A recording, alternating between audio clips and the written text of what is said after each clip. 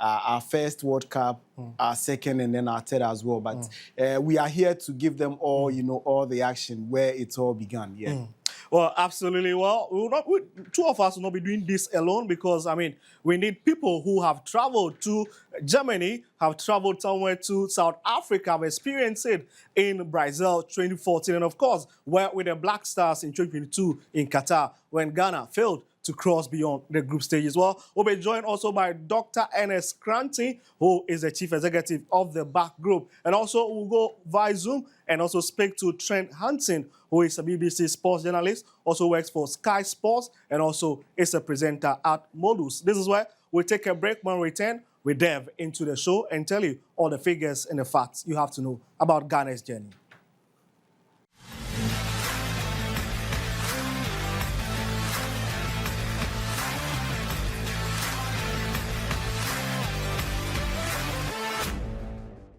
All right, so welcome back from that quick break there for you. If you just join us, this is MECAUS 2026, where we bring you all the actions, all the history from the FIFA World Cup prior to the 2026 FIFA World Cup as well.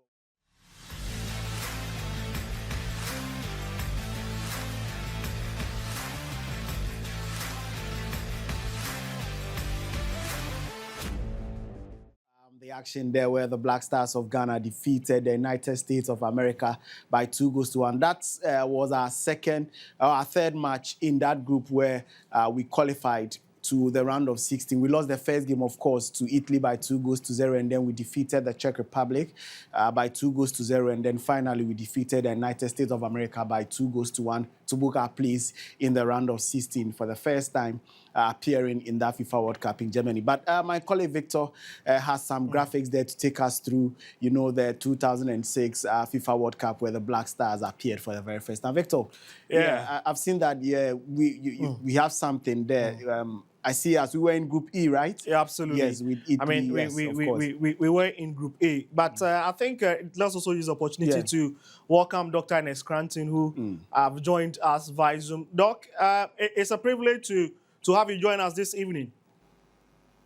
Well, so we are trying to get in touch with Doc, but as we try to do that, well, this is Ghana's group back in Germany 2026, in 2006, where they were paired alongside Italy, Czech Republic, and the United States. And of course, the man on your screen, Ratko Dukovic, was the man who took us to the maiden World Cup. Not the best of, result for us. First match, we lost. Italy, we lost to Italy, of course. If you remember so well, Luca Toni. Sami Kufo, I remember that very, very well. That back pass really cost us there. But the second game against Czech Republic was definitely the changer for us, and especially with what we saw from them.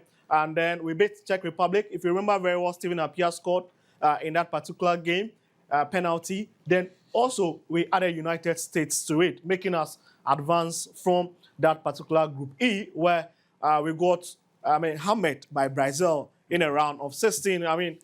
Talk about the Brazil team that we faced, the likes of Ronaldinho, Robinho, Ronaldo, all these, the big guys in world football at the time. What was the impression of that particular tournament?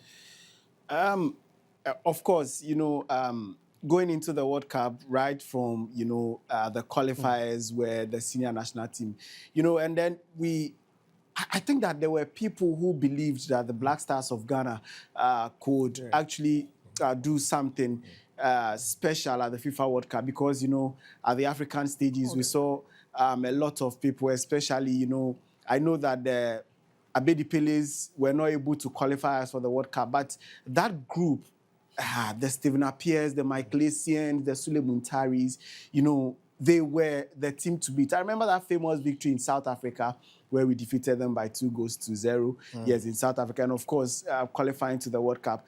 I had no doubt that, and one interesting thing about this thing is that, we were the lowest ranked team in our group. Yeah.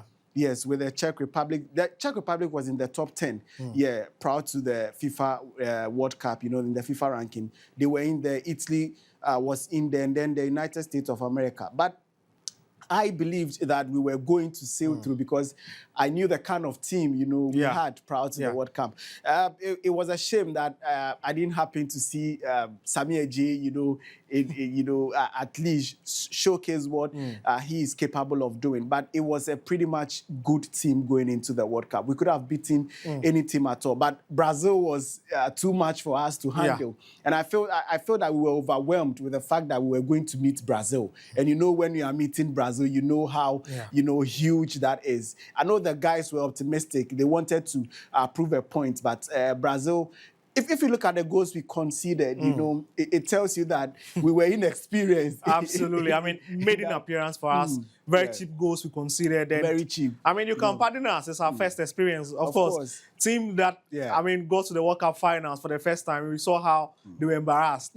So, for us to get to the round of 16 against a group that we have Italy, Czech Republic, and Czech at that time, was one of the best teams on the planet. Of course, we had the likes of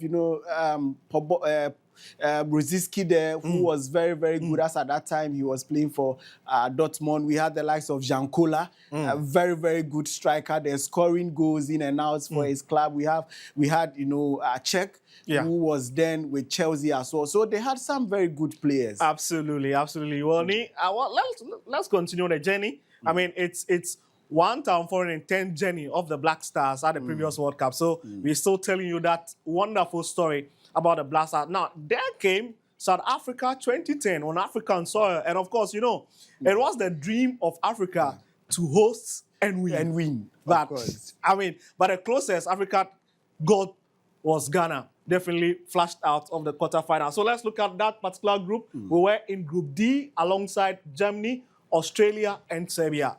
Another difficult group for us. Very, very difficult group. Victor, if you look at the group, you look at Germany, for instance, a team who always aim to win the World Cup as well. And then we had Serbia too, who was very, very good as well. Then, as well as Australia, who were doing some very, very good job. You remember Tim Cahill, for Everton. Then he was scoring week in, week out there. But of course, I know that we have some videos there as well to showcase prior to the 2010 FIFA World Cup. Absolutely. And of course, this man, Milovan Rajovac. The one-goal project in that World Cup, if you remember. Our first game against Serbia, we defeated them by a goal to Samoa with that penalty. And then we drew against Australia at the Royal Bafokeng Stadium in Rustenburg, where Samoa equalized with a penalty. They scored first. Yes, of course, but let's go over and then give you a glimpse of what really happened in the 2010 World Cup.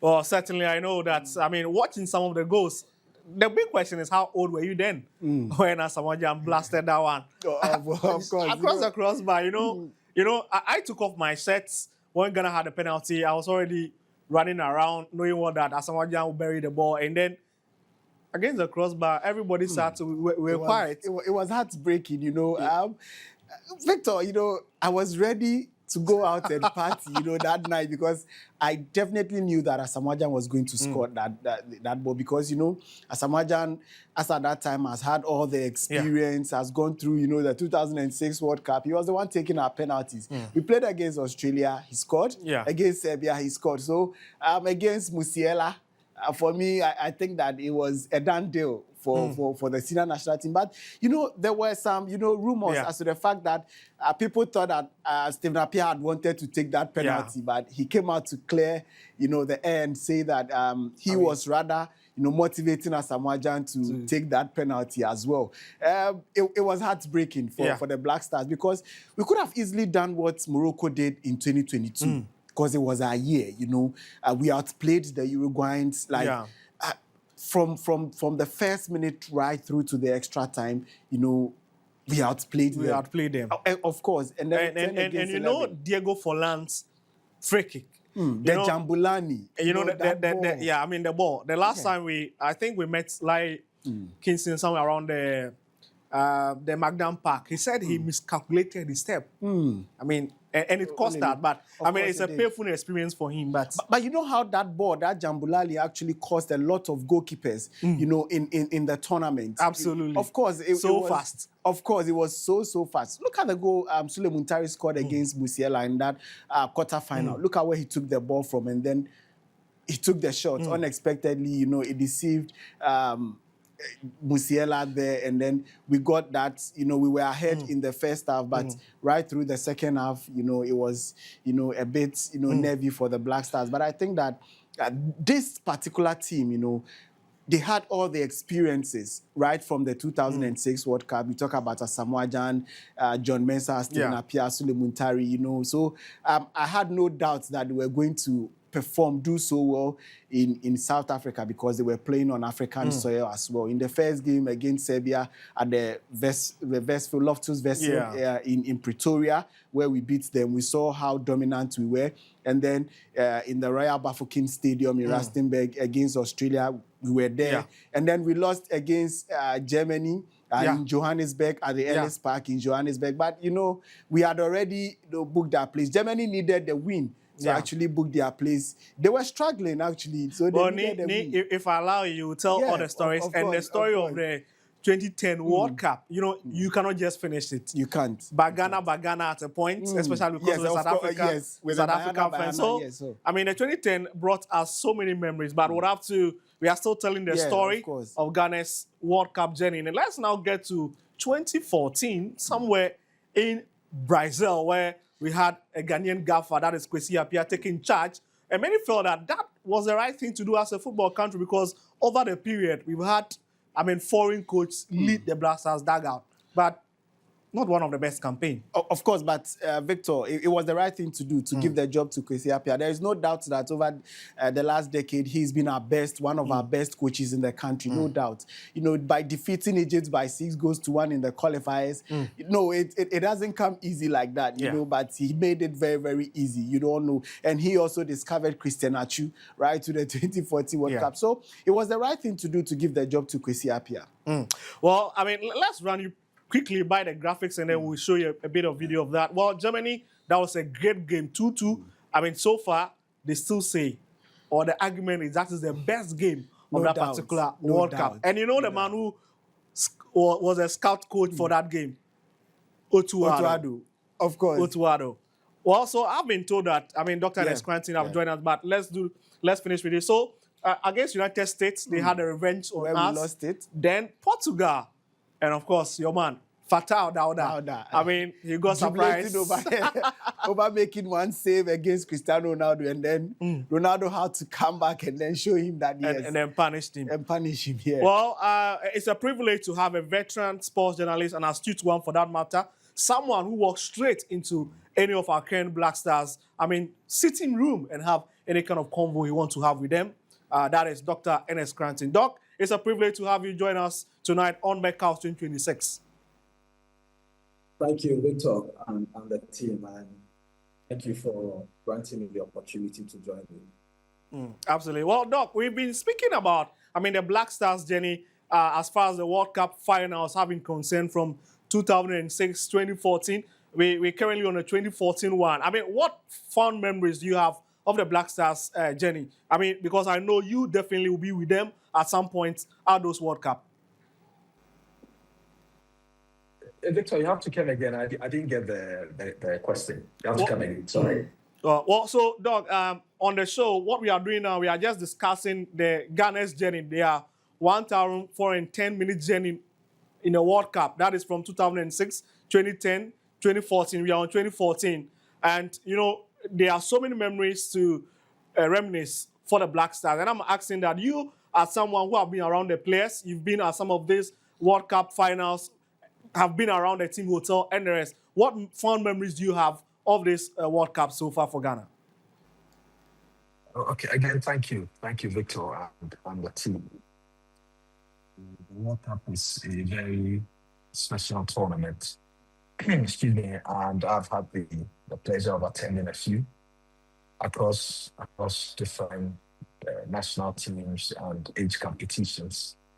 So I've experienced the World Cup at U17 level, what we call the under-17. And let's not forget, it is under-17 World Cup that began to put Ghana on the map, and that's what began to excite that generation of football followers.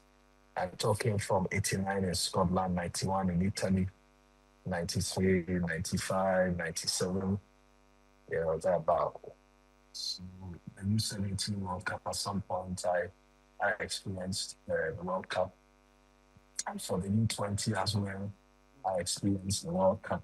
Man, you won't easily forget. And then the main FIFA World Cup itself, the Black Stars team, I've experienced it multiple times. There's usually nothing like it. The Olympic Games is a massive global event with obviously more countries, more than 200 countries. But the World Cup, which has just been expanded to 48 or so nations, has been something special. In the last 96 years this year, in 4 years' time, the World Cup will be a century old, 100 years from when Uruguay hosted it back in 1930. Some of us haven't been around for too long, but we've experienced some bits and pieces of it from 2006. And I must say that it is something very special, Victor. Well, absolutely. I mean, we're just talking about the 2014 one, and we were speaking about, I mean, Coach Kwesi Appiah being, of course. I mean, a homegrown coach leading us, and you were making some fantastic point before Doc came in. Because I was saying that it was right enough to give the job to Kwesi Appiah because I think that he had actually done a good job.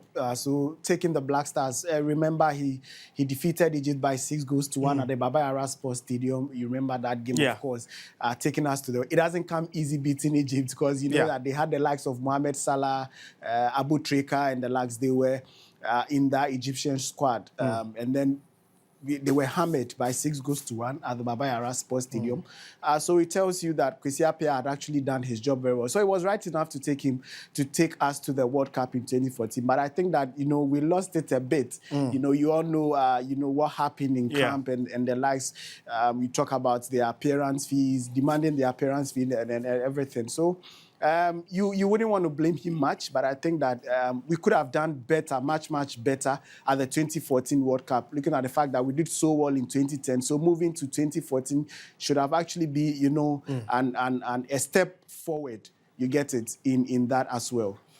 Well, we are still telling the World Cup story. That is in 2022. And of course, we had stopgap coach Otuado coming in. Because, I mean, we would have to exit one of our coaches, definitely the man who did it in 2010, came back and would have to exit him out. So we're in Group H, alongside Portugal again, South Korea, Uruguay, and of course, I mean, the Black Stars were always going to be there. Now, interestingly, this is another campaign that we had a group stage exit. Not the best for us. I mean, Ni. Of course, you know, it wasn't really good. Our first game against Portugal, I think that we were overwhelmed with you know, facing of course facing Portugal again. We faced them in 2014, and I think that we've had everything wrong as to when we want to take revenge over these teams as well, because we want against Portugal, against Uruguay, and then of course we defeated South Korea by 3-2. Yes, but then against Portugal, we came back into the game, but then it was too late. I remember that, you know, that chance Inaki Williams had. You know, Inaki Williams had, you know, that last-minute chance. He could have easily equalized for us, but we missed out on that. And then our second game, we came back into the game. Going into that game, we had, you know, totally new players who hadn't even had experiences when it comes to the World Cup. Talk about Thomas Partey, Inaki Williams, Antoine Semenyo, and the likes, Atizigi. They hadn't been to the FIFA World Cup before. You can only talk about Didi Ayew, Jordan Ayew, and the likes who have had, you know, experiences in the World Cup. Mohamed Kudus was new to that. So you wouldn't want to blame this team because it was, you know, about 85% of the squad, you know, were playing in their first FIFA World Cup. So you wouldn't want to blame them that much. But I think that we could have qualified from that group, especially against Uruguay, where we needed even a draw to qualify to the next round. But we failed. You know, that Dediayu penalty miss actually turned everything around. That was when, you know, we lost the game. Well, I mean, I want to put Doc on the spot because talking about the 2022 World Cup squad, you know, these are players that Doc interact with almost all the time, especially even with the skipper of the side, Andre Ayew. I mean, I've had the privilege of Doc taking me to his place. So, Doc, I mean, the 2022 squad, they are players you know so well, interact with them. Do you think that Ghana should have done better at the Qatar 2022?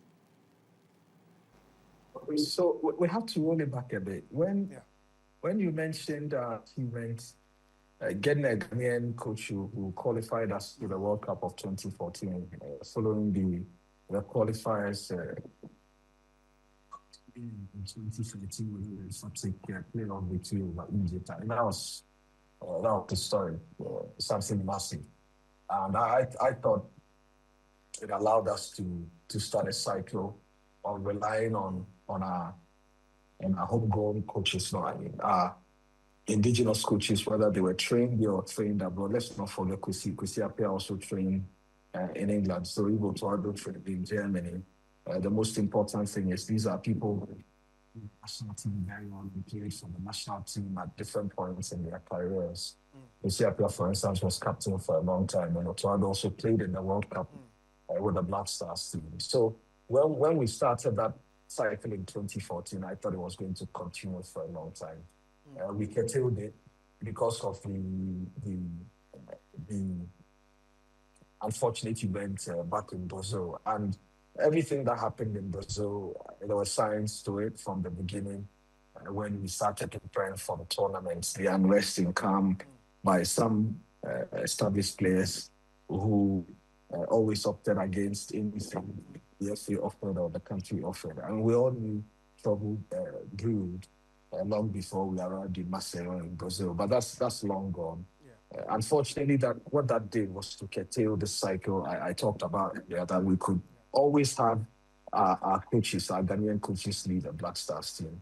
When we put another man in a different national in charge, that is not to suggest that what two Serbian coaches did back in 2006, Latin Dikovic for Germany 2006, and Milovan Rajback in 2010 were nothing we could celebrate. In fact, our best performances in the World Cup were delivered by these two gentlemen from Eastern Europe. But then fast forward to 2014, and after Kwesi Appiah's tenure, we put everyone in charge, who did very well by getting us to the final of the AFCON, following that disgraceful showing in Brazil. And then tried everything to get us to Russia 2018 because he had extra motivation to do that. That's his ancestral home. Unfortunately, Ghana could not qualify to go to Russia 2018. We made bold decisions by bringing in, what's his name, Otuado, who qualified us to go to the World Cup, also following a playoff with our rivals, Nigeria. And I remember that World Cup very well. We were, in my opinion, ill-prepared as well.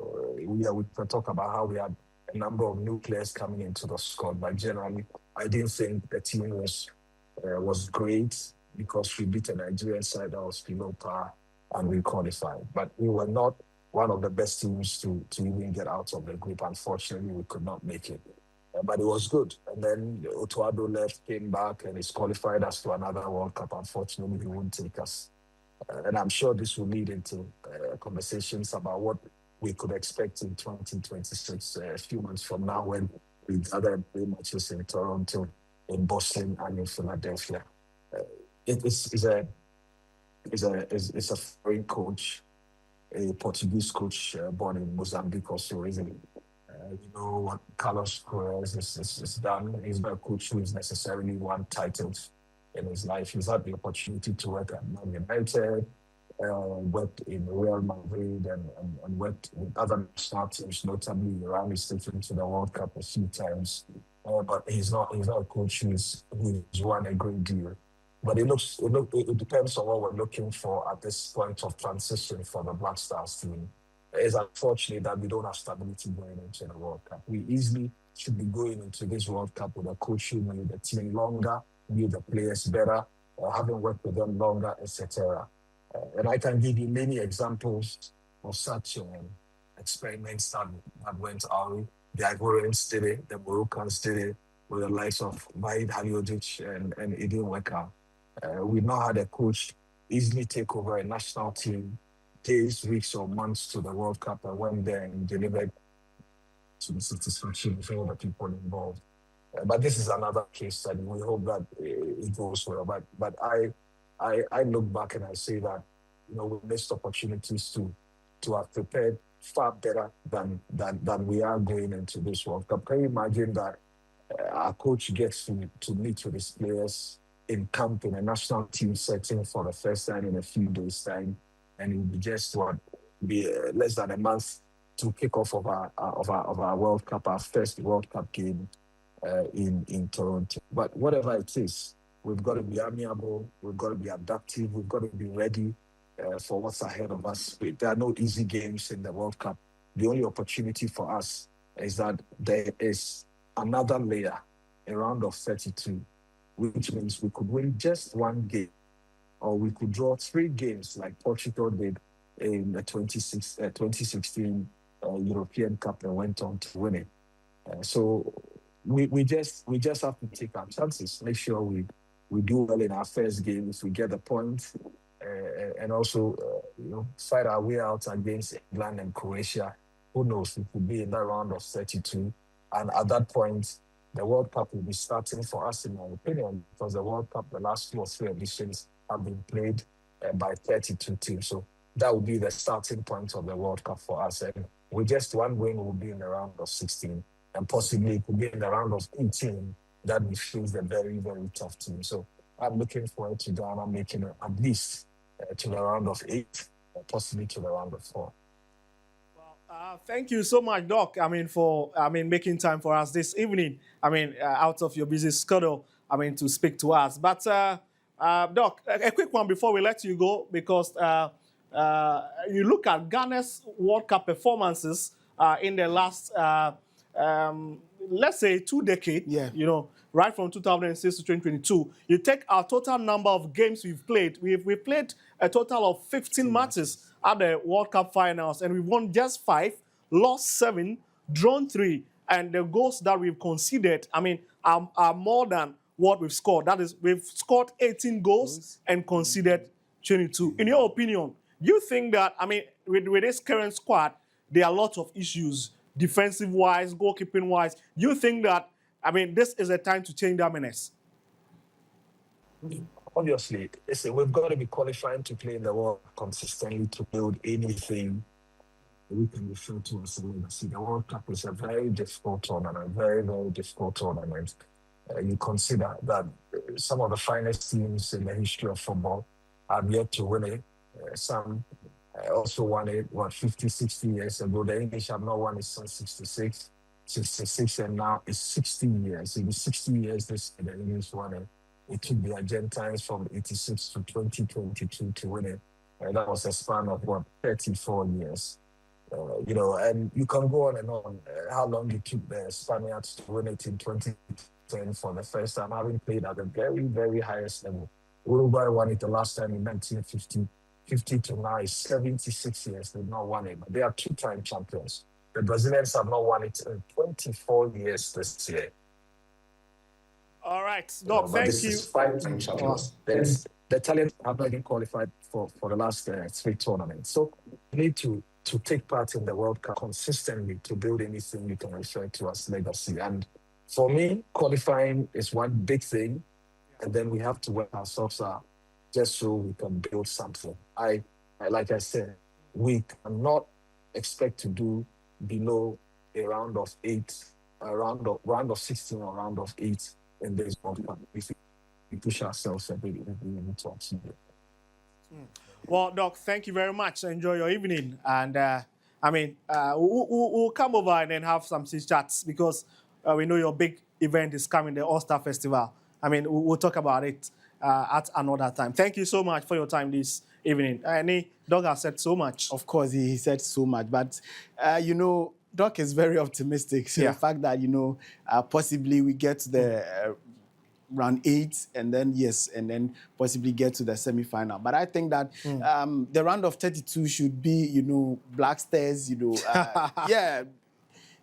We should even get there by ease, for me, because a win against Panama would even take us to the round of 32, because now we know that it has been extended to 48 teams. Yeah. So just a single win, and then we don't lose too much, or we don't concede too much goals. And of course, we are good to go, because of course we might not get Salisu available. We might not get some players available, which I know that you will go into that we'll as well. But I think that going into the round of 32, should be something the Black Stars should get there. Well, so introduce to you in a bit Trent Hudson, who works with the BBC, also works with Sky Sports and Modus, also commentates on the championship.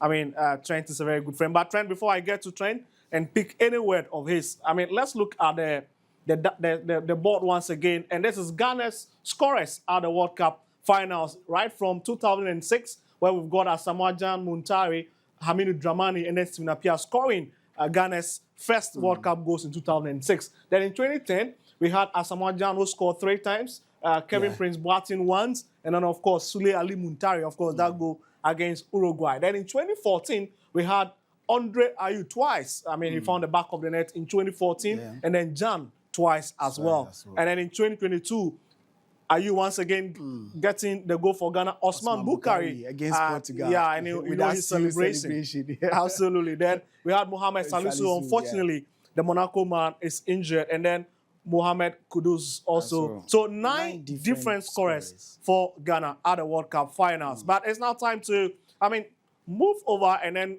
pick some thoughts of Trent Hudson, who works with the BBC and Sky Sports. Trent, great privilege to have you. Good evening, guys. Thank you for me. I'm really looking forward to covering and have a bit about it. Absolutely. I know we've been speaking a lot of stuff ahead of this particular show. And one of the things, I want to know, when Ghana was handed that Group L alongside England, Croatia, Panama, what was the mood and the feeling like back in the UK? It's an interesting one, because in terms of England against Ghana, they've only seen each other once in a friendly. Nice for the two countries to clutch at a major competition. But the big one, of course, is that Croatia. It was a semi-final back in 2018, and I think the feeling for England is coming into this tournament, because, of course, Thomas Tuchel is now in charge, and Capello. So it's interesting to see how England come to this. We know the pedigree that Thomas Tuchel's got in club management. How can he move that onto a new stage? He's won the Champions League. He's won the league over in Germany. Into England, interesting one, and getting that right dynamic for the team. But to be an interesting group, England will feel very, very clear in top of the group. I think most people probably say that, but into that second and third spot, I'd like to think both teams in Croatia and Ghana would think that win again will be there. But as you were on the show a moment ago, third place, of course, most of those teams go through. So Ghana will be looking at Panama. And I look at some of the players that they've got in terms of Antoine Semenyo. Brandon Taylor's had a great season in the tier of England here with Coventry City, who've just been pro the Premier League. They could have a stab at Croatia with some flaws, and maybe some of their guard of players have dropped off over recent years, maybe moved on a little bit. So could go and finish second in the group. That's in terms of England. I think the group quite comfortably, and hope to go from. It'll be potentially come on to face in the north, which could become a problem. Well, Trent, today, we heard that Antoine Semenyo has been nominated as part of the APL Players of the Season, and it's one of the guys who definitely will be facing the 3 Lions of England. And you have a couple of Ghanaian players who have plied their trade either in the championship, like Fatal Isahaku or Jordan Ayew. And even in this Premier League, we had Salisu, who played some time back with Southampton before they got relegated. what kind of, as a Ghanaian, what kind of message does this player send across, especially knowing what you'll be facing Ghana at the World Cup?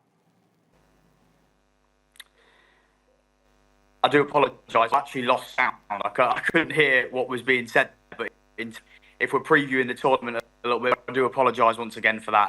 I didn't hear your question. But in terms of it a little bit more free, I think there's some potential selection headaches to go forward into the tournament. There's a couple of players that weren't included in the first, I think should be thrown in. Morgan Gibbs-White is one of those. He's really impressed in the second season. He's been nominated for the Premier League Season Award. He wasn't, as I say, in 35-man squad. I think he's definitely be in the 26. There's big players such as Cole Palmer, Phil, massive players that are big names on the world stage, but haven't had good seasons. Phil Foden, even when he won the Player of the Season Award, didn't perform that summer for England. Now, I wonder, with the season in the league this year, whether he gets a call. It's an interesting one, of course. Does he have the credit in the bank from the past? Or does he get a lot of players vying for that? White, Eze, Morgan Rod. I think there's a multitude of players in that position. Of course, Jude Bellingham was out injured for a bit of time and has now worked his way back into the so I expect to see him in the start. And the legends of Elliot Anderson next to Declan Rice is something that's really exciting for us England fans here, having Rice and Anderson really good in midfield to each other. I think will be pivotal. But I think it's a coming into this. They've got to 2 Euros back, and they reached the World Cup quarterfinals last time back in 2022 over in Qatar. So the step will definitely be to go one further this time. I do, in terms of fearing teams at the World Cup, I do look at France, I look at Brazil now, Ancelotti, and I look at Portugal. They're the teams that I very much fear coming into the World Cup. I think. Well, so thank you very much, Trent, for your time here on MECAUS 2026. Definitely, we're having so many conversations concerning, England's participation in the World Cup because they are alongside Ghana in that group. LD, we've heard so much. Of course, and I heard Trent talk about, the selection headaches from Thomas Tuchel. Of course, there's been, a lot of criticisms about Thomas Tuchel about hiring a German coach for the English national team. Yeah. And we know that it won't be easy for Thomas Tuchel when it comes to selection making, because that number 10 role, would be, a headache for Thomas Tuchel, because we have the likes of Cole Palmer, who hasn't been consistent. Phil Foden is in there. We have Jude Bellingham in there. And especially even Morgan Rogers, who plays for Aston Villa. He's been exceptional this season for them. So England is going to really have a bit of headache when it comes to selection making, because when it comes to the midfield, we have Anderson there, we have Declan Rice also in there. So it's really going to be a problem for Thomas Tuchel in that, because, Southgate has been able to take them right away through to the semi-final of the 2018 FIFA World Cup. So the ultimate for Thomas Tuchel is to bring the trophy home.